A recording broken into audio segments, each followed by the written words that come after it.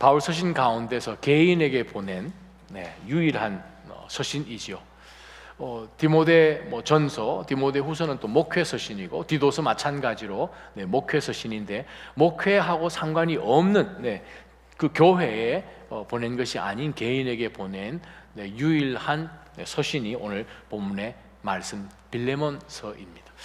배경을 잠깐 설명을 해드리면, 바울 사도가 3차 전도 여행을 이제 거의 끝마치고 이제 다니는 교회들마다 예루살렘 교회에 아주 큰 기근과 어려움이 있어서 여러 소아시아에 있는 교회에서 구제 헌금을 이제 걷어서 바울 사도가 예루살렘 교회로 이제 전달을 해 주었어요. 전달해 주자마자 바울 사도가 예루살렘에서 체포를 당했죠. 체포를 당해서 2년 기간 동안 정말 재판을 하는데, 재판이 진전이 별로 없는 가운데서 2년 지나고 난 다음에 바울 사도가 로마로 이제 이송이 되었습니다. 로마로 이송이 돼서 지금 시저 앞에서 재판을 기다리고 있는 가운데서 지금 감옥, 그러니까 가택연금 가운데서 로마 군병에게 쇠사슬로 묶여져서 지금 갇혀 있는 상태 속에서 그가 한참을 지냈습니다. 한참을 지나는 가운데서 누가 바울을 면회를 왔어요. 생판 모르는 사람이 자기를 아는 어떤 사람을 통해서 바울 사도에 대해서 소개를 들었다고 하면서 바울 사도를 면회를 왔어요. 면회를 온 사람의 이름이 오늘 여기에 나와 있는 말씀처럼 10절에 오네시모라는 사람입니다. 이 사람은 누군가? 노예입니다. 로마 시대 때의 노예, 그 당시 기록들을 보게 되면 로마에 6천만 명에 해당되는 노예들이 살았습니다. 굉장히 많죠. 그 사람들의 인권 전혀 없고요. 그냥 소유된 물건이었습니다. 소유된 물건이다 보니까 사는 것은 아주 형편없이 살았죠. 그냥 물건처럼. 오히려 가축보다도 더 하단계에 있는, 정말 이 존재감이 전혀 없는 그러한 인생이 그 당시에 살았던 노예들입니다. 노예가 잘못하고 또 주인에게 반항을 하고 특별히 도망을 가고 하게 되면 두 가지 형벌이 주어지는데, 좀 주인이 좀 마음이 좀 좋으면 그 사람을 한쪽 귀를 자르든지, 아니면 불로 아주 달구어진 퓨지티브라는 영어가 있죠. 도망자라는 글씨 F자를 이 인두에 지져가지고 이마에 불로 지집니다. 그렇게 다니다가 이렇게 보면 앞에 F자가 있으면 그 사람은 주인으로부터 한번 도망가다가 잡혀서 오지게 두드려 맞고 그 다음에 불로 지졌다라는 그러한 의미를 하죠. 조금 더 심하면 얼마든지 로마 법에 의해서 노예를 십자가형에 처할 수가 있습니다. 그런 시대의 배경이 오늘 본문 말씀의 배경입니다. 그런데 이 오네시모가 자기 주인 빌레몬에게 도망을 쳤는데 아마 힘들었겠죠. 노예로 산다는 거, 태어나서 보니까 노예고 하는 가운데서 그가 도망을 친 것도 아주 엄청난 일인데, 주인의 이 아마 귀중품 같은 것을 훔쳐서 도망을 한 것 같아요. 빌레몬서 후반을 보게 되면 우리가 알게 되는데, 이제 자기는 생각을 할 때 이 지긋지긋한 노예 생활을 지나자. 바로 에베소가 여기 있으면 에베소에서 동쪽으로 한참 가게 되면 거기에 골로새라는 도시가 있습니다. 빌레몬이 골로새에 살았습니다. 이 골로새에서부터 로마까지니까 요즘 계산으로 하게 되면 거의 한 1300마일 정도 떨어진 곳이에요. 도대체 이 노예가 어떻게 목숨을 건지하기 위해서 한밤중에만 아마 도망을 갔던지, 정말 그의 삶은 형편없는 인생으로 이제는 로마로 도망와서 수많은 노예들 사이에 숨어서 자기는 이제 그냥 쥐죽은 듯이 살려고 이제 생각을 했죠. 이미 도망갈 때는 못 건널 강을 건너버린 거예요. 이건 돌아갈 수 없는 결단을 지금 자기는 하고 지금 탈옥을, 도망을 한 거죠. 그런 가운데서 로마까지 왔는데 하나님의 섭리가 이 노예 한 사람에게도 임했습니다. 그가 골로새에 있는 동안에 그 주인 빌레몬이 사도 바울과 아주 연결이 되어 있고 사역하는 가운데서도 연결되어 있는 것을 이 노예가 알고는 정말 자신의 처지를 정말 도와달라고 했는지 정말 이 바울 사도를 만난 가운데서 바울 사도가 이 오네시모에게 예수님을 전했어요. 그랬더니 오네시모가 크리스찬이 되어버렸어요. 예수 그리스도를 구세주로 영접한 가운데서 이제 새로운 딜레마가 시작이 됩니다. 어떤 딜레마인가? 이 예수 그리스도를 영접을 했으니 바울 사도가 늘 이야기하는 것처럼 갈라디아서 3장에 보게 되면 예수 그리스도 안에서는 로마인이나 유대인이나 이방인이나 또 종이나 또 자유한 사람이나 남자나 여자나 아무것도 없고 그리스도 안에는 모두가 하나인 거예요. 얼마나 감사합니까? 정말 예수 그리스도로 인하여서 진짜 자유함을, 세상의 죄로부터의 자유함을 오네시모가 얻은 거잖아요. 근데 이제 그걸 받고 보니까 변한 거죠. 누구든지 예수 그리스도 안에 있으면 새로운 피조물이 되지 않습니까? 예전 것은 다 지나가 버리잖아요. 새로운 것이 되었어요. 말씀을 받고 바울 사도를 통해서 예수 그리스도 안에서 훈련을 받는 가운데서 그 속에 점점 예전에는 상상도 못할 딜레마가 생긴 거죠. 이제는 한 사람의 종이 아니라 하나님의 일꾼으로 바울 사도의 동역자로 그가 쓰여지고 있다는 자신을 발견을 하면서 이걸 어떻게 해야 되나? 내가 지금 도망자로 로마에 계속 살 수는 없고, 그러면 돌아가야 하는데 돌아가면 이건 남겨진 것이 말할 수 없는 체벌이 남겨져 있든 도장을 찍히든 그 주변에 있는 어떤 사회 법정에서 무슨 넘겨줘서 사형을 당하든 이거 정말 자신할 수 없는 미래가 남아있거든요. 바울 사도 입장에서도 비슷하죠. 예수 그리스도 안에서 참 자유가 있다고 선포는 했고 노예였던 한 사람을 그리스도 안에서 새로운 사람으로 그리스도 안에서 참 자유인으로 만들어줬는데 그 사람을 바울 사도도 덮어주게 되면 종은 주인과 함께 있어야 합법입니다. 근데 이 노예가 도망쳐서 바울과 함께 있는 것 자체가 그 당시 법으로는 용납될 수가 없는 상황이고, 바울이 오네시모를 용서하는 것은 문제가 있지만 다른 주변의 그 당시 사회 속에서 주인과 종의 입장 가운데 있었던 많은 그리스도인들의 눈으로 볼 때는 바울이 이상한 앞뒤가 안 맞는 것을 가르칠 수 있는 거죠. 누구는 용서하고 누구는 용서 안 하고, 누구는 돌려보내고 누구는 돌려보내지 않고 하는 가운데서 바울 사도도 사실은 딜레마에 빠진 거죠. 때로는 우리가 신앙생활 할 때에 이렇게도 못하겠고 저렇게 하려니 너무 힘이 들고 이건 앞으로 어떤 일이 벌어질지. 그러나 오늘 본문을 통해서 우리가 들여다볼 때에 하나님의 동역으로 주님께서 불러주신 사람들 가운데 드러난 세 가지 특징이 있습니다. 그 세 가지 특징을 일으키는 두 날개가 있다는 거죠. 날개는 두 개가 있어야 날지 않습니까? 하나님의 동역하는 가운데서 오늘 본문에 바울 사도가 빌레몬 속에 있는 두 가지를 지적해서 끄집어냅니다.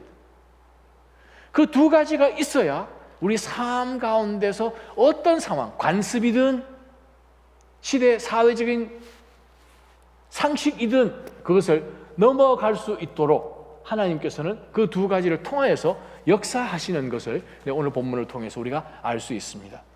하나님의 말씀 우리 한번 들여다보십시다. 1절 보니까 그리스도 예수를 위해 갇힌 사람이 된 바울과 형제 디모데는 우리가 사랑하는 사람이며, 자, 그 다음에 말씀 나오죠.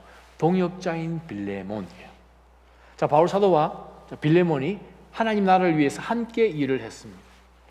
동역입니다. 계속 우리가 믿음의 동역 시리즈로 제가 말씀을 전하고 있습니다. 바울 사도가 빌레몬을 부를 때 사랑하는 사람, 나중에 가게 되면 형제라고 부르죠. 우리가 사랑하는 사람 빌레몬, 또 우리의 동역자인 빌레몬, 그래요, 동역자. 바울이 빌레몬을 부를 때 동역자라고 불렀습니다. 그러면서 바울 사도가 나와 있는 이 모든 상황의 제일 첫 부분에 자매 빌레몬과 자매 아비아가 누군지 모르겠어요. 많은 성경학자들이 아마 이 빌레몬의 아내가 아닌가라고 생각을 합니다. 또 우리와 함께 군사된 아키포와, 아마 이 집의 아들일 수도 있고 아니면 그 교회에 아주 충성하고 있는 어느 한 형제일 수도 있고, 또 빌레몬 당신의 가정교회에 편지를 씁니다. 그 당시에 이제 가정에서 교회를 세워서 예배를 드렸거든요. 3절에 하나님 우리 아버지와 주 예수 그리스도의 은혜와 평강이 여러분들에게 있기를 빕니다. 거기까지 이제 인사말을 하고 난 다음에 이제 본론으로 바울 사도가 들어가면서 한번 말씀을 천천히 한번 읽어봅시다. 빌레몬 속에 동역자로 불려진 이 빌레몬 인생 속에 바울 사도가 두 가지를 확인시켜줍니다. 우리가 오늘 본문 가운데 두 가지가 무엇인지를 깨닫고 이 두 가지가 있으면, 두 날개가 있으면 하나님의 동역 사역 가운데서 어떤 일들이 세 가지로 벌어지는지를 한번 들여다볼 필요가 있습니다. 4절 보면 내가 기도할 때마다 그대를 기억합니다. 기억하고 내 하나님께 항상 내가 감사를 드리는 것은, 5절 보십시다. 주 예수와 모든 성도에 대한 그대의 사랑과 믿음에 대해 들었기 때문입니다. 지금 바울 사도가 빌레몬에게 정말 엄청난 일, 그 당시 로마 전 세계 가운데서 일어날 수 없는 이 일을 일어나게 해야 됩니다. 그것이 무엇인가? 오네시모를 보내야 되는 거예요. 또 빌레몬은 동일한 그리스도 안에서 하나님의 나라를 꿈꾸는 자로서 예전에는 종이었고 노예였는데 예수 그리스도를 영접함으로 인하여서 그가 도망간 노예지만 이제는 돌아오는 형제로 받아야 하는, 그 당시 로마 제국에서 일어나지 않는 일을, 아무도 하지 않는 일을 해야 되는 상황이에요. 자, 그 상황 가운데서 성령께서는 바울 사도를 통해서 빌레몬 안에 어떤 것을 액티베이트 시키셔서 말도 안 되는 일을 하게 하시는지를 한번 보십시다. 5절에 보니까 두 가지가 나오잖아요. 5절 주 예수에 대한 믿음과 모든 성도들에 대한 그대의 사랑을 들었습니다. 그게 정확한 번역입니다. 주 예수 그리스도에 대한 믿음이요. 두 가지를 빌레몬 속에 있는 것을 끄집어냅니다. 주 예수 그리스도에 대한 믿음, 모든 성도들에 대한 사랑, 믿음과 사랑이에요. 주님을 섬기는 동역 가운데, 섬김 가운데 저와 여러분이 하나님의 나라를 소망하면서 함께 하나님의 나라를 꿈꾸며 서로 믿음의 공동체 속에서 나아갈 때에 반드시 있어야 되는 그 두 날개가 뭔가 하면 주 예수 그리스도에 대한 믿음이요, 여러 성도들에 대한 사랑이요. 하나는 이 방향이죠. 다른 하나는 이 방향이에요. 바로 그 두 가지를 바울 사도가 빌레몬 속에서 확인해 보라고 촉구합니다. 바울이 로마에 있으면서도 빌레몬을 기억하면서 늘 기도 가운데 하나님 앞에 감사하는 것은 정말 동역하고 이제는 그에게 맡기고 또 다른 지역으로 지금 로마에까지 와 있는 가운데서 빌레몬을 기억할 때에 저는 정말 하나님 앞에 감사하는 것은 하나님께서 그 골로새에다가 당신을 세워두셔서 당신으로 하여금 하나님을 향한 그 믿음이 변하지 않고 계속 있는 것과 또 여러 주변의 교회에 있는 성도들을 향해 있는 그 사랑 때문에 그 교회가 굳건하게 계속 나가 있는 것을 하나님 보면서 감사합니다 라고 했다는 거예요. 그래요. 우리가 기억할 건 무엇입니까? 그리스도에 대한 사랑, 그리스도에 대한 믿음, 바로 그 그리스도에 대한 그 믿음과 그 사랑이 성도들을 향한 사랑으로 드러날 때 그 공동체는 하나님이 사용하시는 동역이 된다는 거예요. 무엇입니까? 예수 그리스도를 우리는 사랑합니다. 근데 그 사랑이 어디에서 드러나 보입니까? 그리스도를 향한 그 사랑이 눈에 보이지는 않죠. 그것이 어디로 드러나는가? 눈에 보이지 않는 하나님을 눈에 보이는 형제와 자매들을 사랑하는 것으로 보여지죠. 바울이 분명하게 지적해 주는 것은 무엇인가? 믿음과 사랑으로 동역하고 교제할 때 하나님께서는 그 상황 가운데 개입해 주신다는 거예요. 그럼 하나님이 우리가 하나님을 향한 믿음, 성도들을 향한 그 사랑으로 주의 일을 감당하며 동역할 때에 하나님이 어떻게 개입해 오시는지를 세 가지를 우리가 보면 되죠. 자, 6절부터 13절까지 말씀을 봅니다. 먼저 6절부터 보겠습니다. 제일 먼저 바울 사도가 믿음에 대한 포커스를 먼저 6절 가운데 합니다. 그대가 믿음 안에서 교제함으로, 자, 여기서 교제란 단어가 함께 하나님의 나라 속에서 공동체로 나눈다 뜻입니다. 코이노니아라는 말 우리가 자주 쓰지요. 바로 요 단어예요. 코이노니아. 교회는 무엇입니까? 코이노니아예요. 교회는 공동체예요. 공동체. 공동체 안에 있는 것이 나눔이죠. 공동이죠. 교제. 바로 이 단어가 공동체란 뜻입니다. 그대가 믿음 안에서 공동체 속에서 서로 교제함으로 우리 가운데 있는 모든 선한 것을 깨달아 그리스도께 이르게 되기를 바랍니다. 다른 무슨 말씀이신가? 믿음과 사랑으로 교제할 때 하나님이 어떻게 개입해 들어오시는가? 특별히 믿음을 통해서 어떻게 개입하시는가? 그리스도 안에서 우리에게 하나님이 허락해 주신 모든 선한 것을 깨닫고 그것을 경험하도록 하신다는 거예요. 우리가 단순히 믿습니다 하는 그 믿음이 아니라 믿음과 성도들을 향한 그 사랑으로 우리가 하나님 앞에서 함께 그리스도 안에서 동역해 나아갈 때는 하나님께서 나에게도 그렇고 사랑하는 믿음의 지체들에게도 그렇고 하나님께서 이미 선하게 행해 놓으신 일들이 있습니다. 빌립보서 1장 6절에 보게 되면 우리 안에 착한 일, 선한 일을 행해 주신 우리 주 예수 그리스도께서 우리가 그리스도의 날까지 그분이 그것을 다 해주실 것을 우리는 확신합니다라고 고백을 한 말씀 기억하시죠?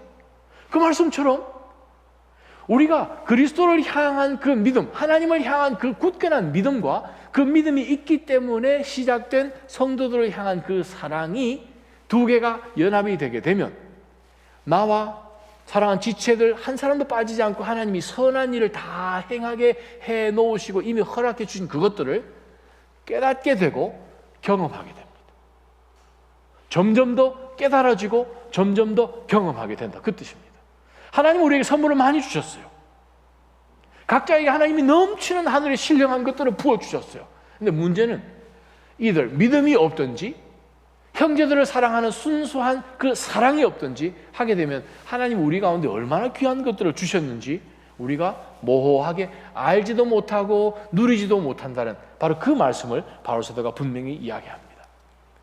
그리스도께서 우리 삶 가운데 선한 일을 행해 주신 것을 믿으십니까? 선한 일을 많이 해주셨어요.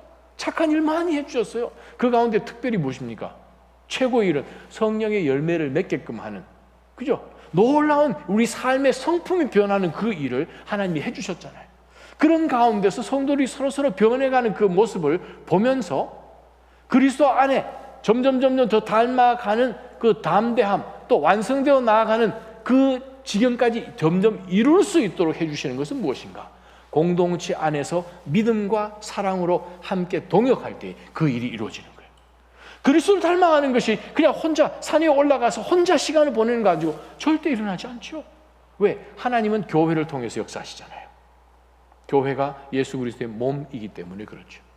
그러면 교회 안에서 우리가 서로 코이노니아, 교제하고 교역 함께 섬기는 가운데서 어떻게 하나님 우리 삶 가운데서 믿음과 사랑이 있는 우리에게 역사하시는가? 우리가 그리스도 안에서 믿음이 있고 서로 사랑이 있는 가운데서는 하나님이 개입하셔서 모든 사람들에게 선한 일들을 이미 그리스도를 통해서 주신 것을 이루신다는 거예요. 발견한다는 거예요. 깨닫고 경험한다는 거예요. 특별히 여기에 나와 있는 그대가 믿음 안에서 교제함으로 우리가 우리 가운데 있는 모든 선한 것을 깨달아라는 단어가 있죠. 깨달아라는 이 단어는 합성어예요. 그냥 안다라는 그 단어 앞에다가 경험한다라는 전치사를 붙여서 경험을 통해서 안다. 알면서 경험해서 그것이 계속 반복적으로 내 삶 가운데 익숙해지다라는 단어 뜻입니다. 한번 해보면 사실 우리가 긴가민 거 잘 모르잖아요. 근데 그것을 여러 번 해보면 경험하고 그것이 자동으로 변하듯이 하나님께서는 우리 주 예수 그리스도를 향한 순전한 그 믿음이 우리 가운데 있고 또 그 믿음으로부터 시작하여서 성도들을 향한 그 사랑이 두 날개처럼 함께 접해지게 되면 하나님께서 우리 가운데 이미 베풀어 주신 선한 것들을 발견하게 되고 경험하게 되고 서로 나누어지게끔 해주시는 것을 바울 사도가 빌레몬에게 말씀하십니다. 저는 우리 낮아짐 교회 안에 정말 개개인의 믿음이 첫째 먼저 하나님을 향하여 더 성장하고 서로를 향한 그 사랑이 정말 진실되게 두터워서 정말 우리 각자 모두에게 하나님이 이미 선하게 행해 놓으신 그 선한 것들을 우리가 점점 더 경험하고 알아가지기를 주님의 이름으로 축원합니다. 특별히 우리 6절 말씀을 자세히 들여다보게 되면 그리스도께 점점 가까이 이르도록 바울 사도가 기도하고 있는 거예요. 바울이 빌레몬뿐만 아니라 이 골로새에 있는 이 가정교회에 간절히 소망하는 것이 무엇입니까? 만약 바울 사도가 오늘 저와 여러분에게 각자에게 만약에 편지를 보내는 일이 생각했다고 생각해 보십시오. 근데 우리가 이 편지를 받았어요. 사도 바울이, 이제 언제 죽을지 모르는 사도 바울이 지금 감옥에서 우리에게 편지를 하나 보냈는데, 간절한 편지를 눈물로 써서 편지를 보냈는데, 그 편지 안에 있는 것이 무엇인가? 그리스도 더 닮아가는 거잖아요. 아멘. 그리스도 더 닮아가는 거잖아요. 자, 두 번째 말씀 한번 보십시다. 7절 말씀에 보니까 두 번째 날개에 대해서 설명을 합니다. 첫 번째는 하나님을 향한 믿음이죠. 두 번째는 모든 성도들을 향한 진실한 사랑이에요. 이 두 가지로 하나님의 사역을 감당을 하게 되면 하나님께서 우리 가운데 모든 선한 것을 이미 허락해 주신 것을 찾을 수 있고, 그것을 경험할 수 있는 변화가 공동체 가운데 있게 해 주실 뿐만 아니라 7절에 보니까 바울 사도가 이제는 사랑에 대해서 설명을 합니다. 형제여, 나는 그대의 사랑으로 큰 기쁨과 위로를 얻었습니다. 자, 이 말씀 가운데서 우리가 빨리 캐치할 두 번째 교훈이 있습니다. 정말 이 험악한 세대 가운데서 저희가 정말 기쁜 일, 정말 큰 위로가 어디에 있겠습니까? 세상에서 우리가 일주일 내내 사는 가운데서 무엇이 가장 바울 사도가 오늘 이 본문 가운데 이야기하는 것이 큰 기쁨, 큰 위로라고 이야기할 게 어떤 일이겠습니까? 그런데 바울은 이 세상에서 그러한 큰 위로와 기쁨을 찾는 것이 아니라 7절에 나는 그대의 사랑으로 인하여서 큰 기쁨과 위로를 받습니다. 공동체 안에서 진정한 위로와 진정한 기쁨은 하나님을 향한 믿음으로 우리가 반드시 서 있고, 성도들을 향한 그 사랑 가운데서 서로 연결되어서 점점 그리스도의 모습으로 닮아져 가게 되면 그것이 이 세상 가운데서 발견할 수 없는 가장 기쁨이요, 가장 위로가 된다는 말씀이에요. 왜 그렇습니까? 우리 안에 그리스도가 계시잖아요. 근데 우리가 그리스도 중심의 삶을 살지 않고 세상 가운데서 살다가 보니 세상 가운데서 주는 어떤 위로와 그 기쁨을 자꾸 찾으려고 한다는 거예요. 조건을 찾으려고 한다는 거예요. 근데 참 기쁨은 어디서 옵니까? 그 기쁨 자체잖아요. 어떤 조건과 환경이 변해서 기뻐지는 것이 아니라 그냥 기쁜 거잖아요. 진짜 기뻐하는 사람, 걱정 없는 사람 뭐예요? 그냥 하고 울잖아요. 그럼 우리가 그걸 이해를 못하죠. 뭐 미쳤다 그러고 막. 근데 그 사람은 그냥 그게 좋은 거거든요. 그것처럼 우리 안에 예수 그리스도 들어오심으로 우리 생체가, 생각이, 존재가 변해버렸으니까, 새 사람이 되었으니까 우리는 정말 하나님 앞에서 기뻐해야 되는 것은 무엇인가? 진짜 그리스도의 사랑으로부터 시작된 성도들을 향한 사랑이에요. 저는 저희 공동체가 정말 믿음의 공동체로 굳건하게 서고 성도들을 향한 정말 이 아가페의 사랑으로 정말 저희가 더 다져졌으면 좋겠습니다. 우리가 가끔 그런 얘기들 듣죠. 뭐 우스갯소리긴 한데 어떤 사람이 천국을 가보고 지옥을 가보고 잠을 깼다는 거죠. 그러면서 고민하면서 내가 어떻게 신앙생활 앞으로 해야 되는지 고민한 그런 얘기를, 우스갯소리를 한 얘기가 있잖아요. 천국 갔더니 사람들이 다 퉁실퉁실하고 그냥 살찌는 게 좋은 건지 그건 모르겠습니다만, anyway 천국에서는 다 이제 얼굴 빛이 좋다는 거예요. 지옥에 가니까 너무 형편없고 못 먹고 막 이렇게 돼서 그냥 너무 힘든 상황을 산다는 거예요. 근데 조건이 다 비슷하더라는 거죠. 천국 가도 젓가락이 길고 지옥 가도 젓가락이 길고. 근데 다른 거는 천국에 가서는 서로서로 먹여주는 게 바쁜 거예요. 막 먹고 싶고 다 서로서로에게 먹여주니까 먹여주는 거 그거 먹으니까 그냥 살찌는 거고. 네, 지옥에서는 이 긴 거 가지고 자기가 먹으려고 하니까 안 돼서 굶었다 뭐 그런 얘기 하잖아요. 그랬더니 어떤 사람이 아니 그 젓가락 짧게 잡으면 되지 뭐 그렇게 어렵냐고 그런 얘기도 하시던데, 우습게소리긴 하지만 아가페라는 그 사랑은 무엇입니까? 지금 빌레몬이 가정교회로 섬기고 있는 이 골로새에 있는 교회의 성도들, 정말 바울이 큰 기쁨과 위로를 얻었습니다 라고 하는 그 근거가 사랑이라는 거예요. 누구의 사랑? 빌레몬 당신의 사랑. 그 사랑이 하나님을 향한 우리 개개인의 골방 가운데서 드리고 내 가정 가운데서 하나님 사랑해요 하고 고백하는 그 사랑이 실질적으로 삶 가운데서 드러나 보여진다는 거예요. 누구에게? 주위 성도들에게. 우리 한번 이런 질문을 우리에게 던져봐야 됩니다. 나는 사랑하는 성도들이나 주변 사람들에게 사랑 주는 것이 더 익숙한지, 받는 것이 더 익숙한지. 그리스도의 아가페적인 사랑은 무조건 아낌없이 주는 거죠. 하나님의 사랑도 아낌없이 주는 거죠. 창조하시고 창조한 그 모든 것을 우리에게 그냥 주시고 그 안에 들어있는 모든 걸 창조하셔서 우리를 위해서 주시고, 네, 하나님은 무조건 주시는 그 사랑, 예수 그리스도 주시는 사랑, 그것이 아가페 사랑이잖아요. 왜? 줘도 엄청난 게 지금 남아있으니까 그 사랑을 통해서 바로 이분을 볼 수 있게끔 하는 그 사랑이 예수 그리스도의 사랑이거든요. 주님이 이 땅 가운데 오셔서 죽으신, 십자가 위에서 죽으신 이유가 무엇입니까? 하나님이 이 세상을 이처럼 사랑하셨어요. 얼마만큼 사랑하셨어요?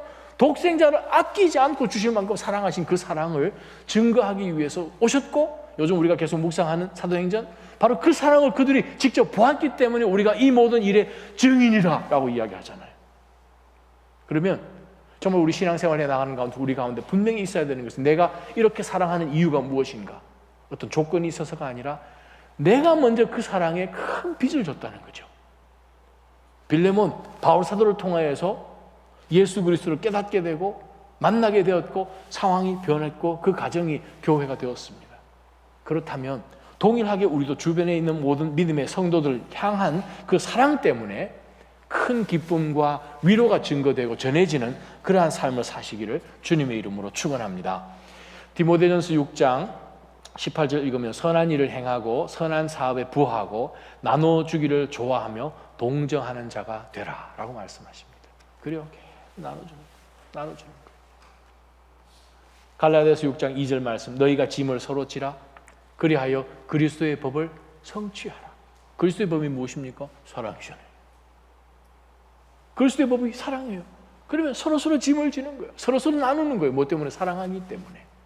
그래서 바울 사도가 하나님 앞에 감사하는 이유가 두 가지가 있는데, 하나님의 동역자라고 불렀던 그 빌레몬에게 두 가지가 있음을 확인해 주면서 하나님을 향한 분명한 믿음, 성도들을 향한 그 사랑이 있게 되면 하나님께서 개입해 오심으로 인하여서 점점 그리스도를 닮아가는 복이 있는 것이고, 또 그 두 가지로 인하여서 주변에 있는 믿음의 성도들이 어떻게 됩니까? 큰 기쁨과 위로가 되는 거예요.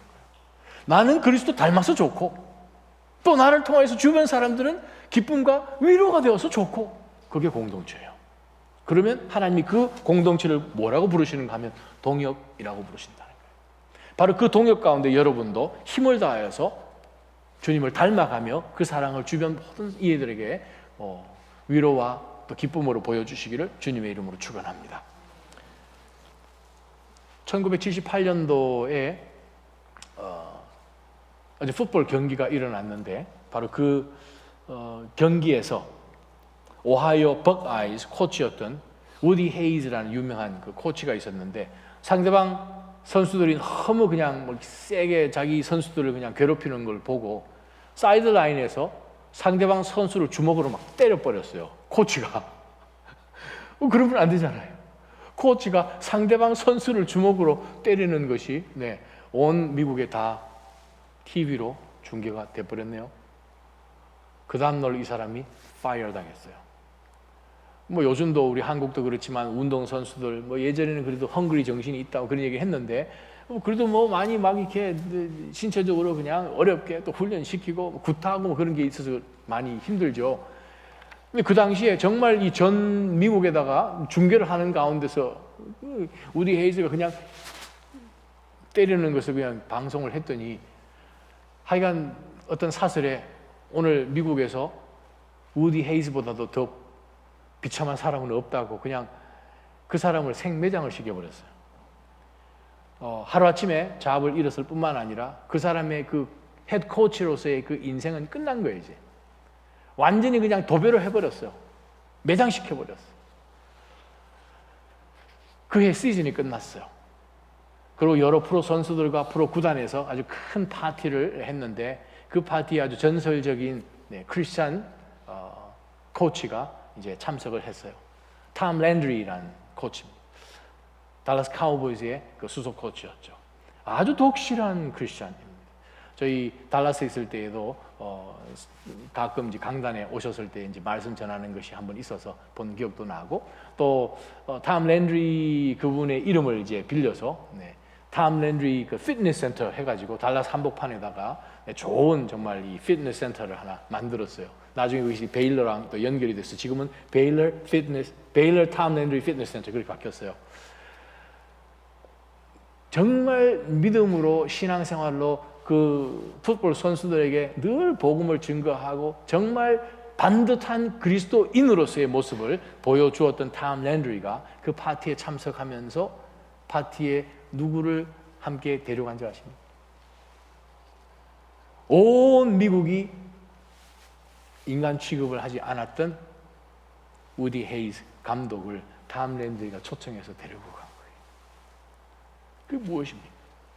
이 그리스도의 사랑. 회복시켜주고 위로를 해주고 다시 한번 그리스도 안에서 새롭게 되도록 만들어주는 그 파워는 바로 그리스도를 인격적으로 만난 사람에게서 나올 수 있는 능력이에요.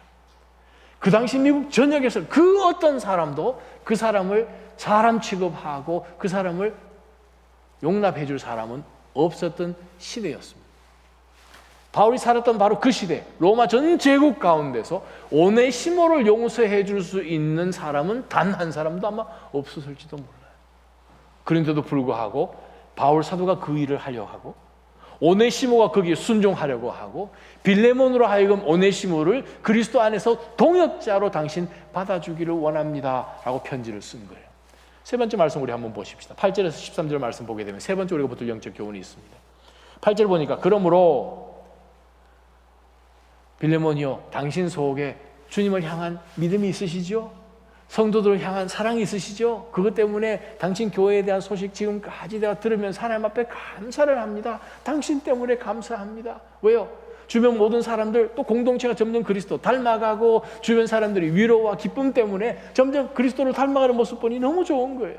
그래서 세 번째 바울 사도가 뭐라고 이야기하는 거니? 나는 그리스도 안에서 그대가 마땅히 행할 것을 매우 담대하게 명령할 수 있는 사도이기 때문에, 명령하려고도 생각을 할 수도 있었겠지만 명령하려는 게 아니고 사랑으로 간곡하게 부탁합니다. 바울 사도도 사랑으로 요청을 합니다.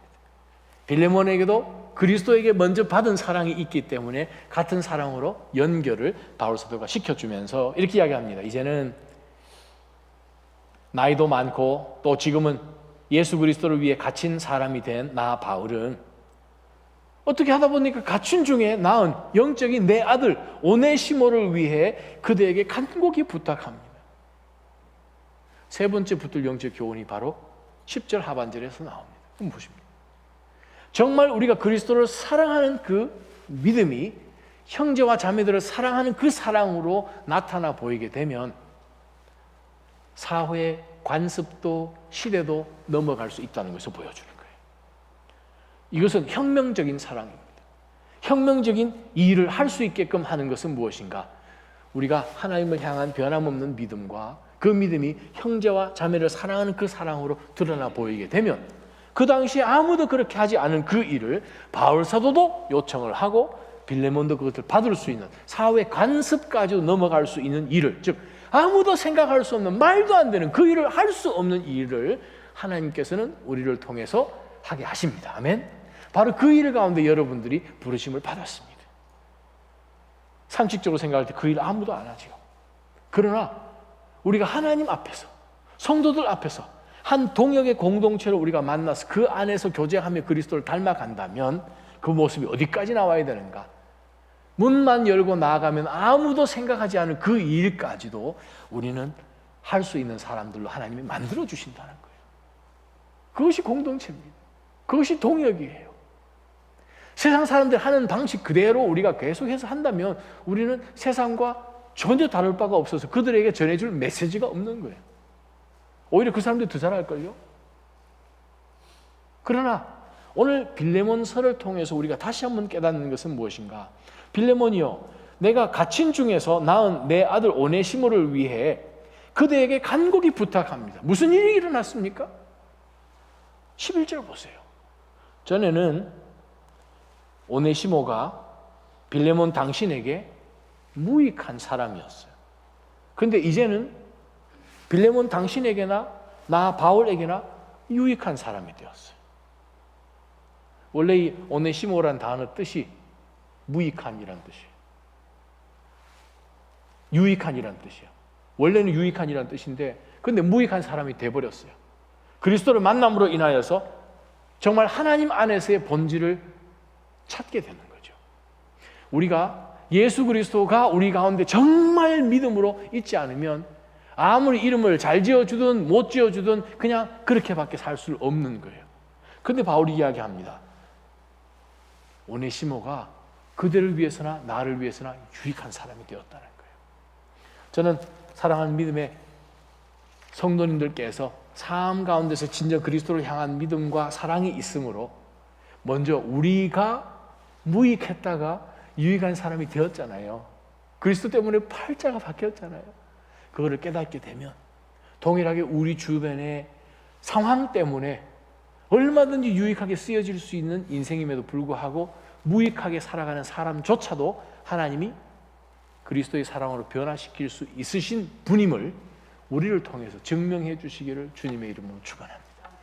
그게 제자들이에요. 예수님의 부활을 보았잖아요. 그들은 유익한 제자들이 아니라 무익한 제자들이었어요. 아니 어떻게 스승을 근데 진짜 하나님을 만나고 보니 그들이 180도 변하잖아요. 이 시대를 살고 있는 그리스도인들로서 정말 우리가 그리스도 안에 있으면 새로운 피조물 되었다는 그것을 늘 기억하시면서 바울 사도가 정말 이 동역을 위해서 13절에 나는 그를 내 곁에 머물게 해서 계속 동역을 했으면 좋겠는데 왜? 내 복음을 위해서 갇혀있는 동안에도 간수들에게나 로마 군인들에게 복음을 전하는데 또 그대 대신에 내 옆에 복고 식비 한다는 거예요. 왜요? 유익한 사람이 되었으니까. 사랑하는 나자님 성도 여러분, 정말 우리 속에 잊혀졌던 그 두 가지를 꼭 잊지 마시기를 축원합니다. 두 가지가 뭔가요? 첫 번째는 하나님을 향한 믿음, 두 번째는 성도들 향한 아름다운 그 사랑. 그 두 가지가 있어야 동역을 할 수가 있습니다. 동역을 하게 되면 하나님 개입하시고요. 각자의 삶 가운데서 하나님이 선하게 해주신 그 모든 것들을 점점 알아가는 가운데 그리스도를 닮아가고 주변 모든 사람들에게 위로가 전해지고 기쁨이 전해지고 인생을 바꿀 수 있도록 하나님이 우리를 사용하십니다. 그렇게 쓰여지기를 주님의 이름으로 축원합니다. 우리 한번 기도하며 하나님 앞에 나가십시다. 그리고 우리 삶 가운데 하나님 하신 놀라운 일들 많이 있습니다. 그 놀라운 것들이 주를 향한 그 진정한 믿음, 굳건한 믿음 가운데서 시작되었으니 또 그 믿음이라 인해서 하나님의 사랑을 우리 가운데 보여주셨으니 하나님 아버지 사랑의 공동체에서 주여 저희가 믿음의 사람으로 살 때에도 동일하게 주를 향한 그 변함없는 믿음과 사랑하는 믿음의 형제들을 향한 그 아름다운 진실된 사랑으로 주님을 섬기며 주의 일을 감당하는 일꾼 되게 해달라고 우리 한번 기도하며 하나님 앞에 나가십시오. 기도하겠습니다.